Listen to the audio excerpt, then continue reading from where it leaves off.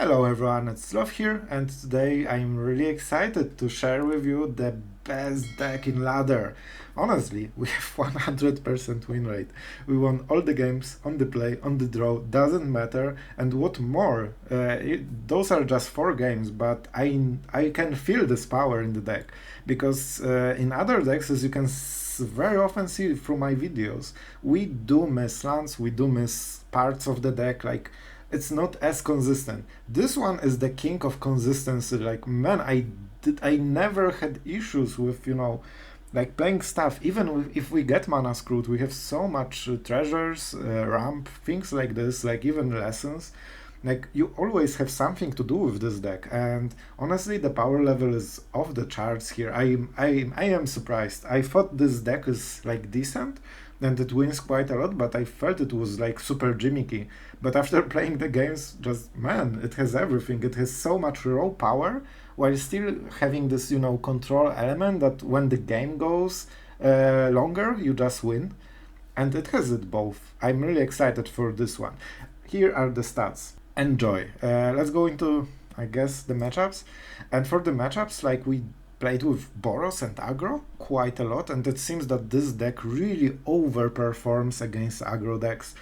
Like, you will see in the games, I don't want to spoil them, but seriously, watch the games and you will see exactly what I mean. It's insane how powerful this deck is against aggro decks, at least from my experience. So really encourage you to try, especially if you don't like BOROS too much, which I think it's pretty common.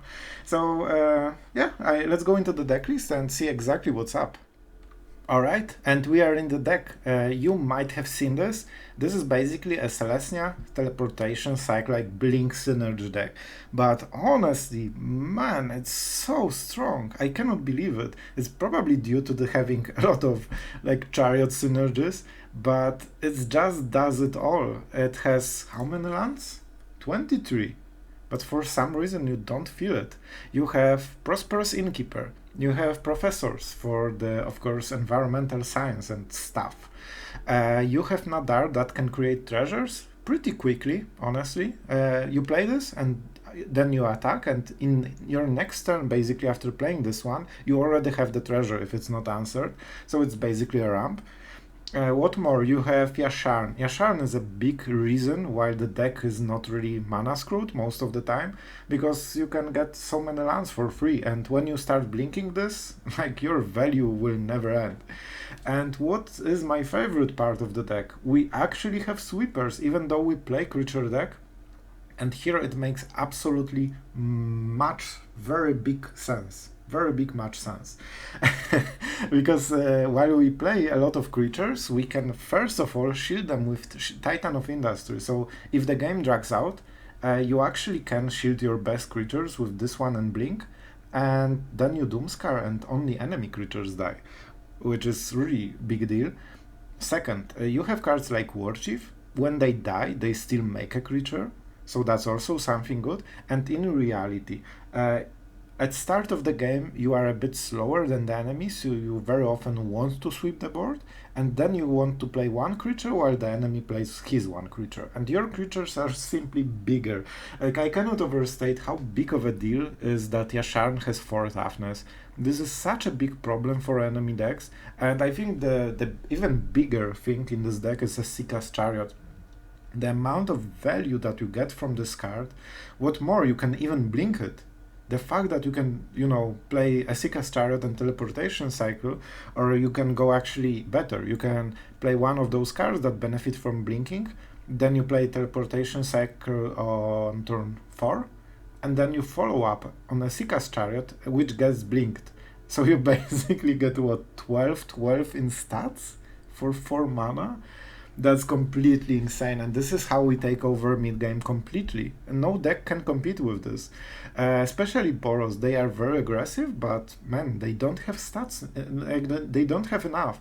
Even if they hit you with Cavalier on Yasharn and then finish with Play with Fire, they traded 2 for 1. You have 2 lands from Yasharn, and they needed to tap mana anyway, and that's already perfect situation. This is how we overwhelm those decks, and we still have enough removal. it's nearly a control deck amount of removal. We have we have 4 Skyclave Apparitions and 4 Sweepers basically. Titan is also a bit of a removal against like even command or stuff. You can work it out.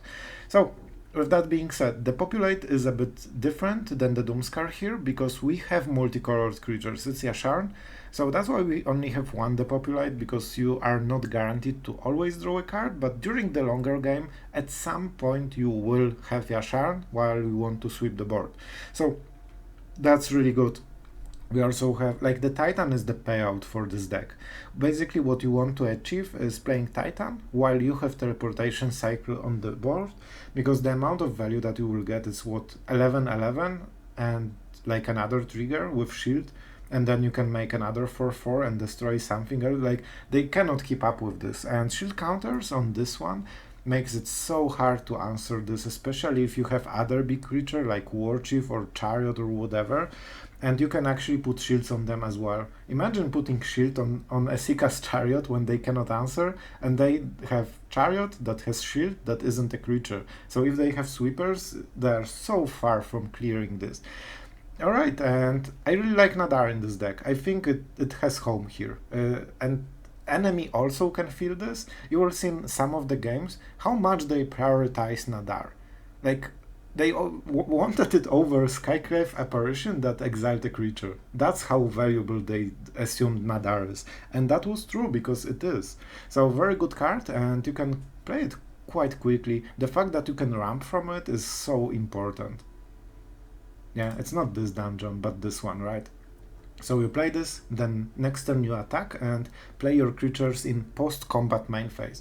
And then you have the treasure, so you are ramped, right? So in a way you can Warchief out of the Nadaar. That's important. What more, it discounts your Eganjo, and even though we have only 1 Eganjo, it played a very interesting role in many of the games. And the fact that you can discount it to 2, or even 1 with Yasharn, it is a surprise that nobody expects most of the time, because they remember that Eganjo is 3 mana, but they don't remember that it gets discounted. So when you have like 1 treasure on the board and you are completely tapped out, they won't play around Eganjo ever. Alright, and about the deck, like everything was, oh my god, my voice, sorry.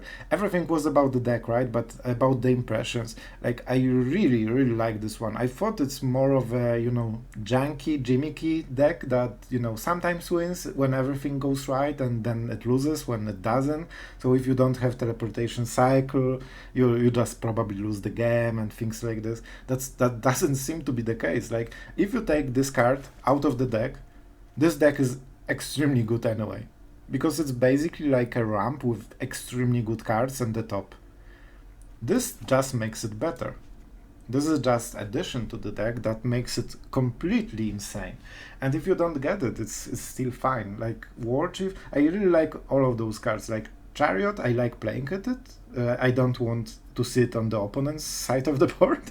But of course you like to have such a powerful creature. Yasharn really fixes the road from Yasharn as a 4-drop to Titan. You always can play Titan on curve after playing Yasharn, from my experience.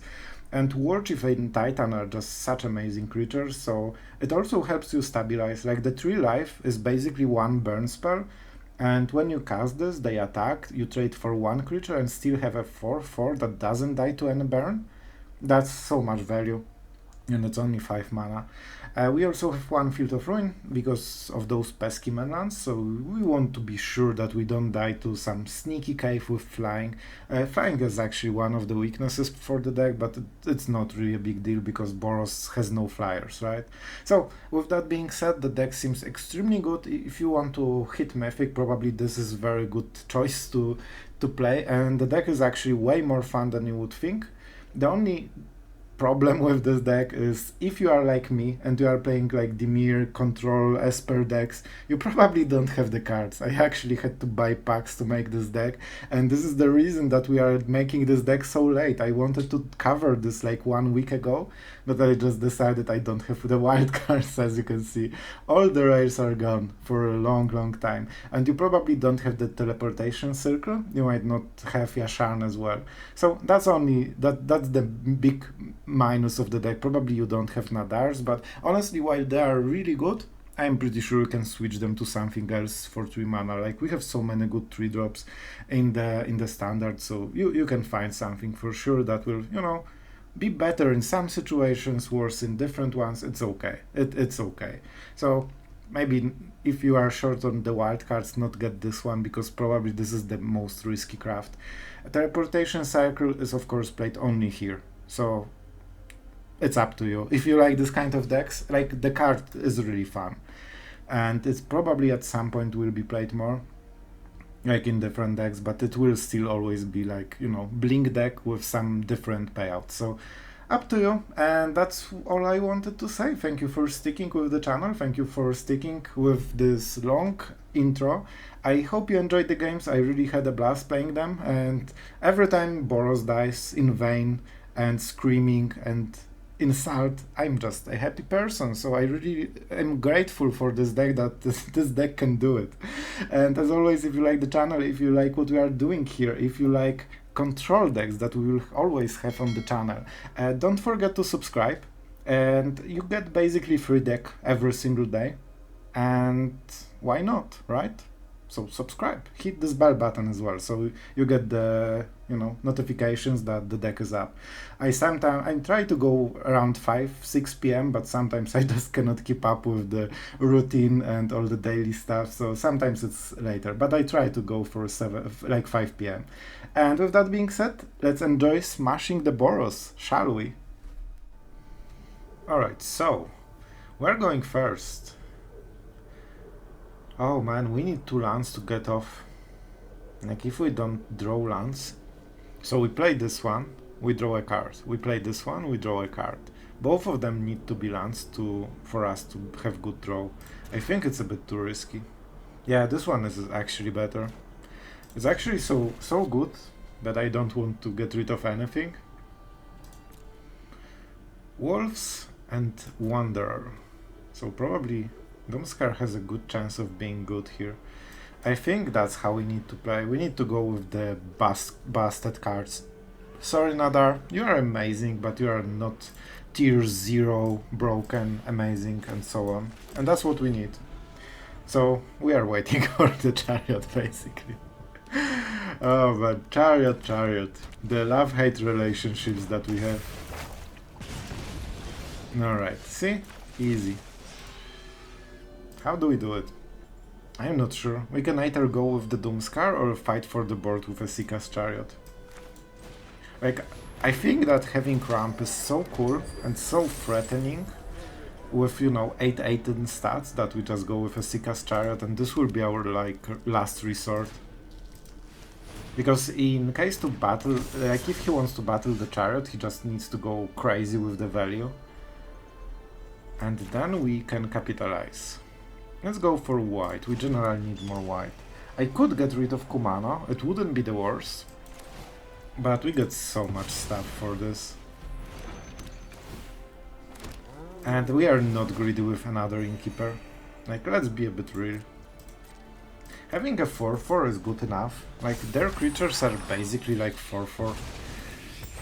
We need to be careful about initiate counters. But if he casts something, he cannot use them this turn. Of course. I think we exile the initiate. They probably do not attack, right?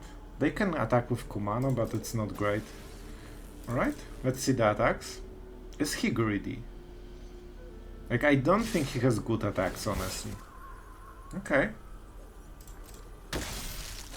So we definitely do crew it, because it gives us a good trade. Enemy is tapped out. I'm not sure about this choice. This seems really good for us, honestly. So he traded his best card for 5 damage. That's pretty cool for us.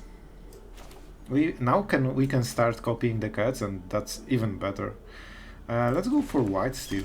We have quite a lot of white stuff. Yeah, that's so good.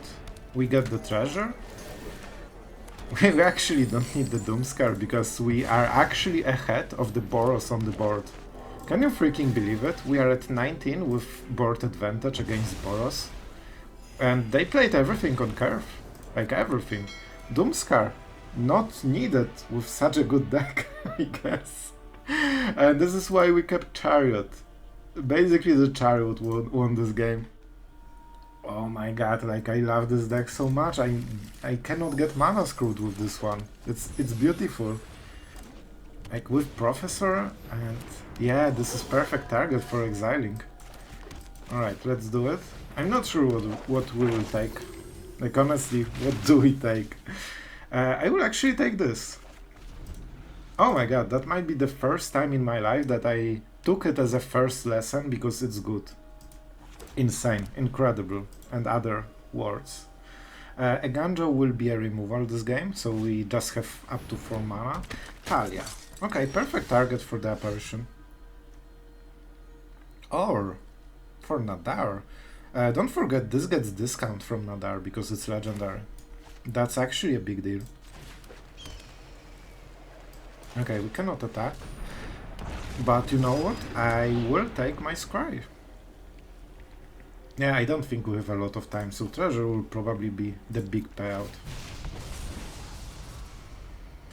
Do you ever give up on Esika's Chariot? Like, it's probably not the perfect decision, but man, 4 mana 8/8 that increases the power by 2 every single turn is just insane. How can you pass it up? And usually enemy will do his best to get rid of the Chariot, and then you just replay it. Nice. Oh, that's so nice. Man, like we are definitely doing it. How do we approach it? So I really want to attack with Nadaar. We can go with a Ganjo, it's 2 mana, but then we cannot really play anything else, right? And this will be like we have so many green costs and so many white costs, but 2 is enough to play everything, and worst case we can go with a Ganjo if we really are forced to. So I think it should be Apparition. They don't have good ways to kill it. I guess Brutal Catar is the best one, but it's fine. This will get bigger. Oh no, it's during his turn. That's sweet. And we take this one for block. The fact that we get, you know, stuff for free is just so important here. Token? Is token good? Or the treasure is good? It feels that at this point with Conjuration, this is better. Then we get counter. Ooh, counter seems sweet. Man, the game-breaking choices. A 1 mana or a 1/1. Yeah, I know. I cannot blame this guy. I think we take the treasure. Treasure because we can double spell with a Ganjo next turn. We can actually do it this turn. That's pretty sweet. I don't think he will attack. He doesn't have enough power. I do understand my opponent. Oh, Nadaar. You can see how scary this card is. They didn't take the apparition even though it gives them more cards. Oh, now we don't have legendary. That sucks a bit. Do we trade? I think we do. This will grow. Oh, but it's like we trade for both of them because of the toughness. That's not great. So they will put the counter here, but they can exile something during their turn and it goes to 5/5 and then we cannot answer it. I think we need to go with Esika's Chariot. Bro, I know, it's hard game, okay? I'm trying my best. I really am. Let's go with the best card that we have in the deck and see what's up. So this will be 3/3, probably this one. Portable Hall. Okay, but we can crew the Chariot in response, so it's not as bad as it looks like. If he kills the Chariot in response, he thinks that it's good, but it's actually also good for us because we have another. And if he doesn't, that's like he still cannot attack, so it's not a big deal. Okay, so he prepares to get, you know, Covenant and just be unblockable. And this means we can use a Ganjo on this one. That's pretty cool. Let's play the land. If we play this, we still have a Ganjo. However, maybe we just go for the basic conjuration. Huh? It seems pretty sweet. Ah, okay, I guess. That's a big tell that we have something. Oh boy. Maybe we go for the Professor then. If we play the Professor, we can crew the Chariot, attack enemy. I kinda like it. I think it's good enough, you know? Containment Breach can give us the thing, but it's not great. Bro, it's a bit too much. It's enough. It's magic, that's why we play, right? If you don't think, why do you play magic? Alright, Mascot Exhibition seems to be on point very soon, and that's a lot of power. So let's attack. The enemy doesn't really have great blocks, and the fact that we get free value is just so important. We also have legendary creature right now, so that is pretty sweet. Do we even go for this? Like, we could. But right now we just trade the Chariot and we have the another one. I do not mind it at all. Like, as long as we trade power, like 1-to-1 against the Chariot, like, we can overwhelm them. I think. We will see, but I think. That's a very good draw. But we are at 23. Interesting choice here. No blocks. We are at 17, so we definitely have a lot of time. Huh. It's probably this, right? And if they attack with adversary, that's also really good for us, because we have a Ganja. Should I pressure him at all? I honestly think we can. Because we can still crew the Chariot, and he thinks he's smart, but we are the smart one because we were thinking longer. And now he has nothing. I'm pretty sure he has another adversary. But you know what? We are at 17. And generally we seem to be ahead here. I will keep Boseiju. Maybe Cave will be killed at some point in the game. See? I told you. They always have more. Whenever they need it, they just have a lot. But we are at 17. And we can still block whatever he attacks with. Okay, so he went again for the same play. That's interesting. As you can see, he cannot really attack right now. Alright, so how do we do it? Oh, look at this play. 500 IQ. Straight from Among Us. Alright, how do we crew? This one doesn't seem great. And probably the Professor, right? They cannot attack very well. Now we attack. He doesn't have good blocks here. And we copy the best 4-4. Nice. That's the full value that we can get. We could also go for the flyer. Okay, that's interesting. So he will give us a 3-3. I seriously do not mind it. I will take it. So we traded 1 for 1, we got a free card here, and we got a free token. Like, the amount of value, look at the board, like, we are actually so ahead on the board right now. The adversary is the only problem this game so far, but we can still attack for 5 damage a turn, and that's quite a lot. Alright, and he has shown all the hand. Adversary is the only problem, because it really grows very quickly. Warchief. Warchief is very decent here. Can we kill him? That's the question. So he's basically at 20. He has 1-2 good blocks. And then we go 8 damage, 16 and 6. 22, and we can go with this. 22 and this, 27. So I guess we can force something, right? I will try it. If I was off camera, I would count exactly. But it just feels... Can he kill us back? Oh man, we'll see. I think this is the attack that we are thinking about. So he blocks this here. No, this blocks here definitely. This blocks something like this. And this. Alright, so those 3 blocks are fine. Rest is way too much damage, probably. Let's see, we are at 20, you know? I do enjoy playing like this from time to time. And we still got the Rhino to block. Yep. So far good blocks.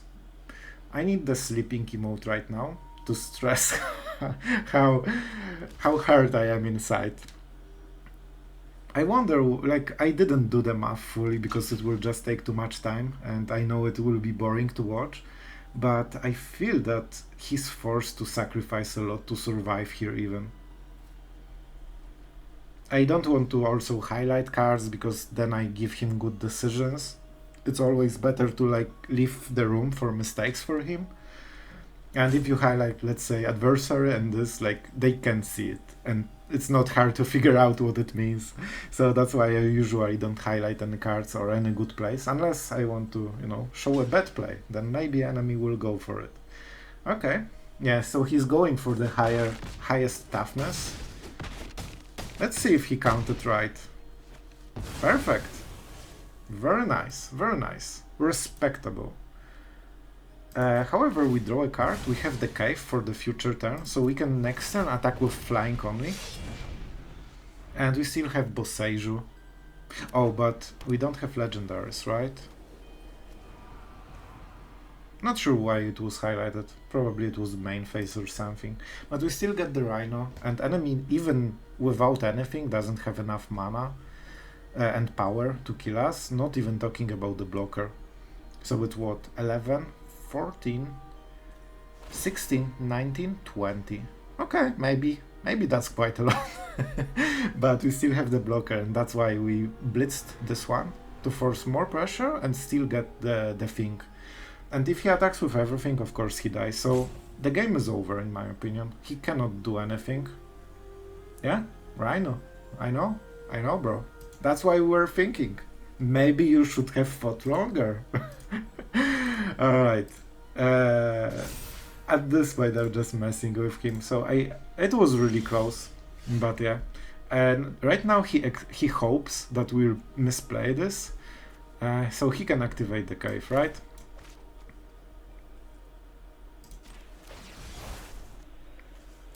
He has no cards, so we don't care. Bro, we know what's the plan, and it won't work.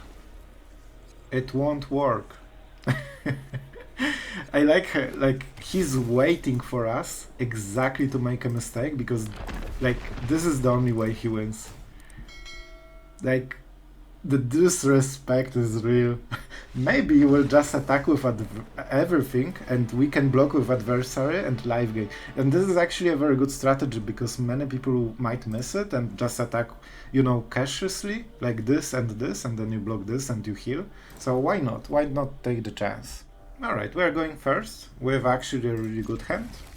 Man, I'm excited for Nadaar. Nadaar, you need to show all the haters how good you are in this game. A bit unfortunate because the ramp doesn't really help with this one, but that's fine. Actually, we'll go with this. We definitely need all the lands we can get. And I don't want to decide which color I will get. Like, we have a lot of double white spells.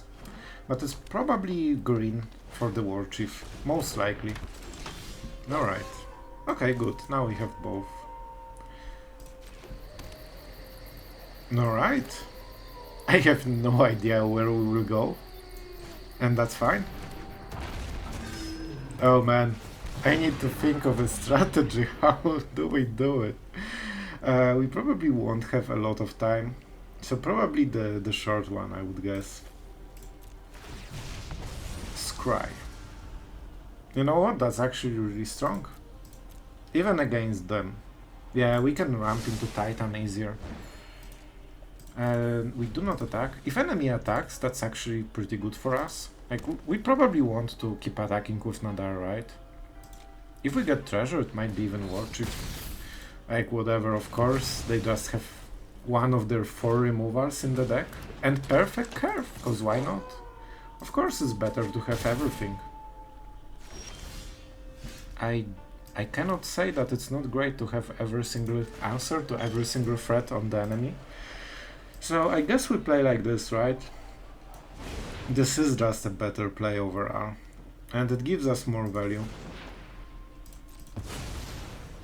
We get 2 life in total.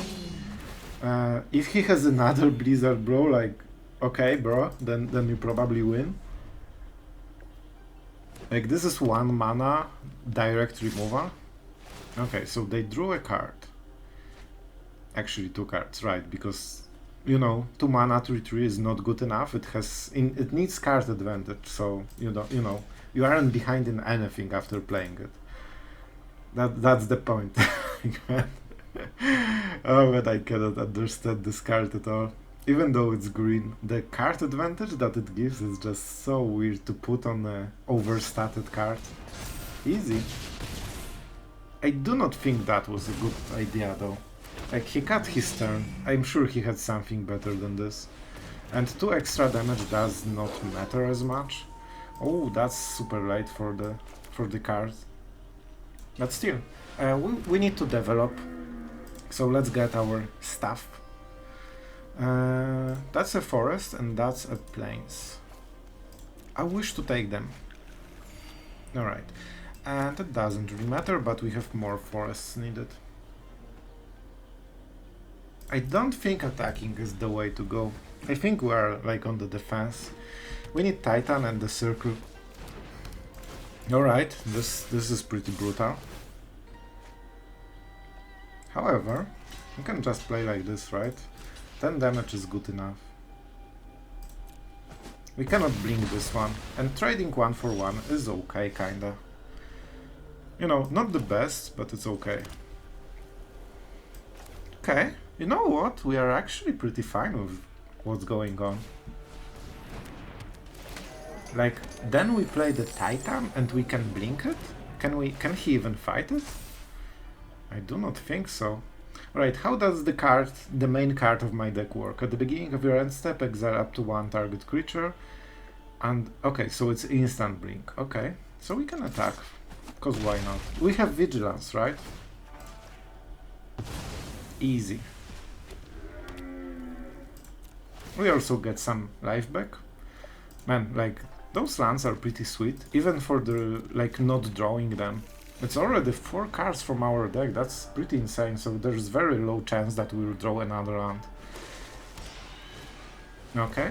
And the growth goes away next turn, which is pretty huge. I think we will win this. I'm not entirely sure because of the, 2 mana 10/10 with card drawing advantage. Like, what the hell, wizard? Oh my god. I don't think we need life from this guy. Alright. Let's play the thingy. Alright, so we definitely need to get rid of the enchantment. I think the Rhino is pretty fine. So this is the first one. Alright. Now we do not attack, I think. Yeah, let's not attack this turn. Nice. I really like this moment. If you think a bit too long, when the enemy feels that he's super behind, most likely he will just scoop and give you the game. It wasn't over, it was nearly over, but he had like 5 to 10% to come back. And now he has 0. Okay, so how do we feel about this hand? It's not great. Like, land base is really sketchy. However, we have Innkeeper, so if we draw even 1 forest, we can fix everything. I think that's good enough. Also, Field of Ruin can fish. If we draw another plains, we can fish for... Oh man, it's all falling apart.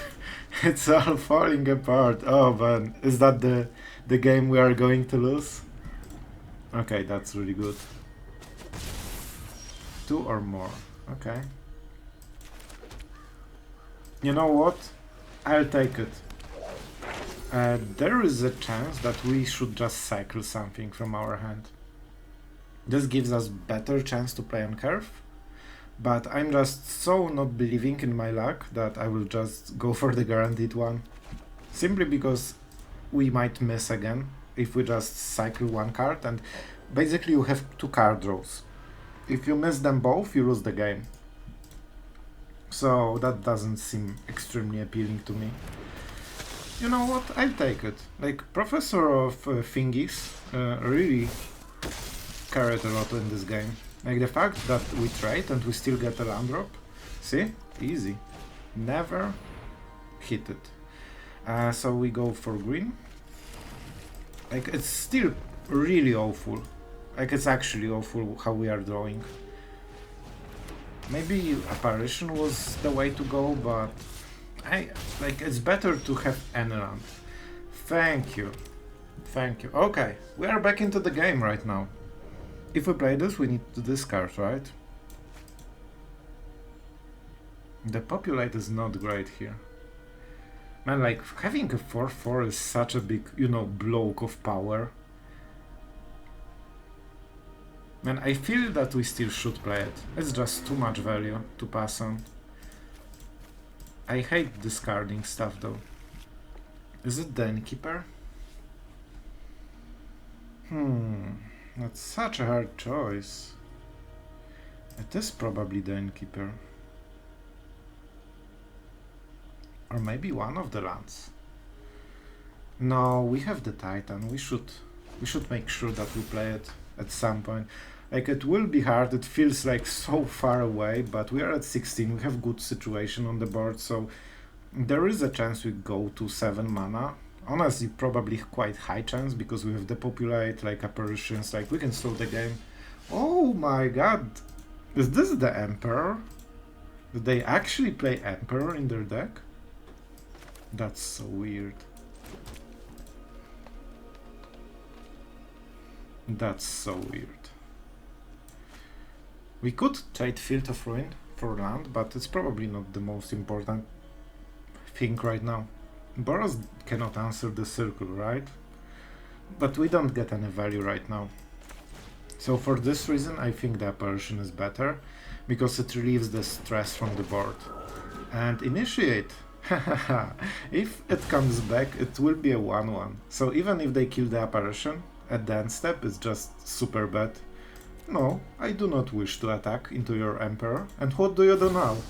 Oh my god, who could predict an Emperor? That was such a not obvious bait for Boros to have 5 cards and miss completely the turn. Like, the fact that they are playing it... Man, is Boros so good you can just fizzle it with bad cards and still win? Of course, Emperor is amazing, but it's completely not the deck. Like, I feel that they put Emperor because people are making so many mistakes and not expecting it, that then it makes sense and it works. But he basically, like, didn't do anything, really. Alright. Unfortunately, the counter will be irritating, extremely. Wow, he actually did it. We can try it like this. However, we don't have great play then. So let's think, how do we want to play next turn? We have only 6 mana, we need 1 more turn before the Titan. Like, we could sweep and we draw a card then. It's not the worst. But our board is really good. So maybe this is the block. And then get rid of the Raiju?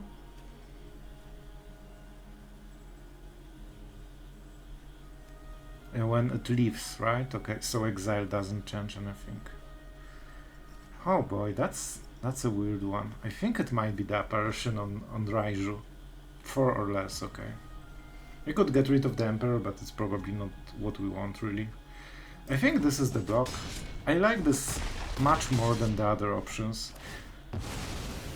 And the fact that he's getting 1/1 is just so not relevant. We could also just sweep everything, it's also pretty nice. So what, we kill the Emperor, sweep the board and draw a card? Okay, I just convinced myself into new line of play.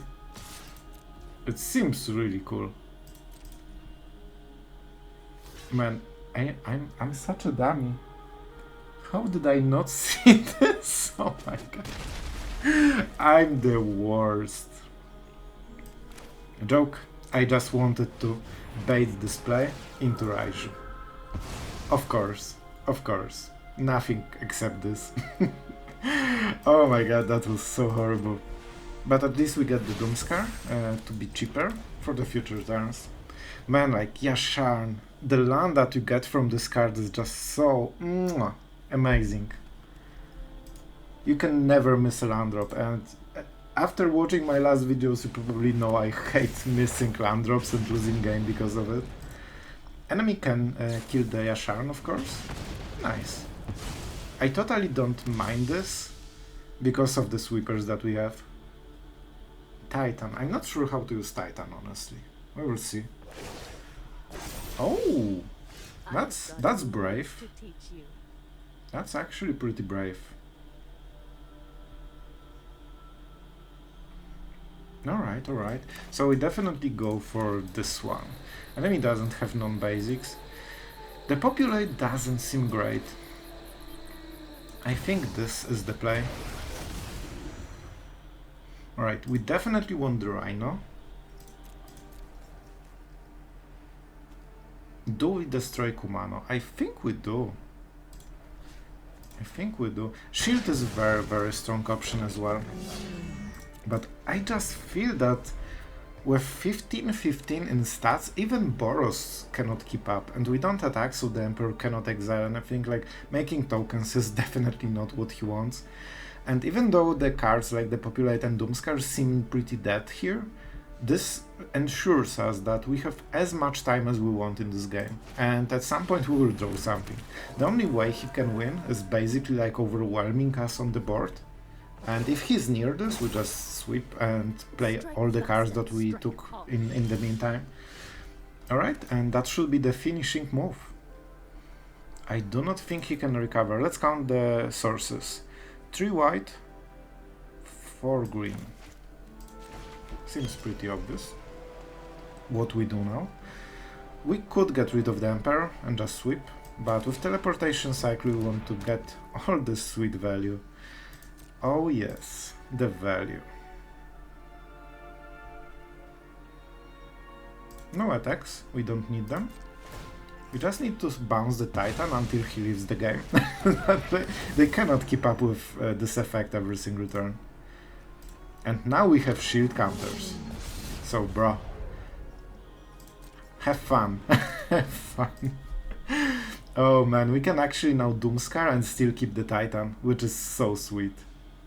Man, that's actually a combo. We can draw cards with Depopulate, sweep the board and attack Titan with the Titan on the Emperor, then get it back at the end step and still have untapped creature with full effect and Rhino and shield. This is insane. Yeah, like, do your thing.